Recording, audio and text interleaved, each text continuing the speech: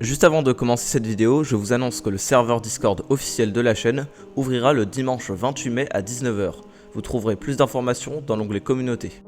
Vous l'aurez compris, la fin secrète de FNAF World teasait un nouveau jeu dont les fans n'attendraient pas longtemps avant d'entendre parler. En effet, du 18 février 2016 au 23 avril, des lettres furent postées sur le site de Scott, jusqu'à ce que l'image soit complète. On pouvait lire « Sister Location », il n'y en a jamais eu qu'un seul. On pouvait aussi voir un nouvel animatronique qui ressemblait à un clown. Visiblement, l'image voulait nous faire comprendre qu'il n'y avait pas eu qu'un seul restaurant de Fazbear Entertainment en activité. Le 11 mai, une personne sur Reddit trouva tous les noms des personnages de Sister Location sur un site de copyright. En effet, quand on copyright quelque chose, cela devient une information publique. Scott prit très bien ces leaks et affirma qu'il savait que ces noms allaient sortir. Il rajouta même qu'il laissait les fans faire leurs théories. On sut donc enfin que l'animatronique clown s'appelait Circus Baby. Le 16 mai, une nouvelle image fut postée sur scottgames.com. A l'époque, les gens avaient l'impression de pouvoir voir Springtrap dans le reflet du nez de Circus Baby. Le 21 mai, la bande-annonce officielle du jeu est publiée, et c'est un raz-de-marée. Pour la première fois dans un jeu FNAF, on peut se déplacer. Les environnements sont différents, presque ceux d'une usine, et les têtes des animatroniques peuvent carrément s'ouvrir. La bande-annonce se finit par un jumpscare de Circus Baby qui fut finalement retiré du jeu. Le 17 juin, Ennard, un autre animatronique, est révélé au public. En dessous de lui, on peut lire « Il y a un peu de moi dans tout le monde ». En anglais, la manière dont tout le monde est écrit peut aussi signifier « dans chaque corps ». Dans le code source de la page, on pouvait trouver un nom étrange, Chica's Party World. Visiblement un restaurant, mais que nous n'avons jamais vu jusqu'à maintenant dans la franchise. Sûrement un projet abandonné par Scott.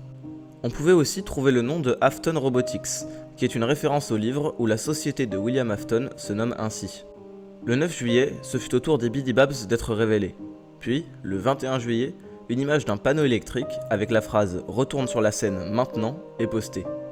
La page Steam du jeu apparaît le 1er août. On peut lire en description « Bienvenue au Circus Baby Pizza World, où l'amusement et l'interactivité vont bien plus loin que ce que vous avez pu voir dans ces autres pizzerias.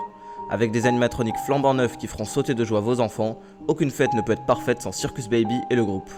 Nous recrutons un technicien de nuit, doit aimer les espaces étroits et savoir gérer des machines.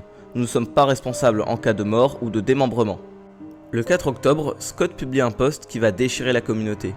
Il explique que le jeu qu'il a créé est trop sombre, trop violent, qu'il ne peut pas le sortir compte tenu de l'audience variée qu'il a. Il se refuse à être responsable de traumatismes dus au visionnage d'images choquantes. Alors, il décide de sortir la version sombre de Sister Location tout de suite, mais qu'elle ne fera pas partie de l'histoire et avec des avertissements. La vraie version sortira dans quelques mois. Quand on ouvrait la version sombre de Sister Location, on tombait sur ça. Évidemment, c'était encore un troll, il fallait s'en douter. Le 7 octobre, le vrai jeu sort et c'est un succès. Il y a des doubleurs, on peut se déplacer, les graphismes sont de meilleure qualité, il y a plusieurs fins et une custom night, on a même une cinématique de début où on entend pour la première fois la voix de William Afton. En bref, c'est un jeu réussi. Les 5 nuits y sont utilisées d'une manière intelligente et non répétitive. Chaque nuit, nous devons affronter de nouveaux défis. Ballora, Funtime Freddy et pour finir, Circus Baby. Le 27 juin 2017, Scott annonce qu'il travaille sur un nouveau projet. Un petit jeu gratuit pour les fêtes dont il ne faut rien attendre de particulier. Ce petit jeu, c'est Pizzeria Simulator.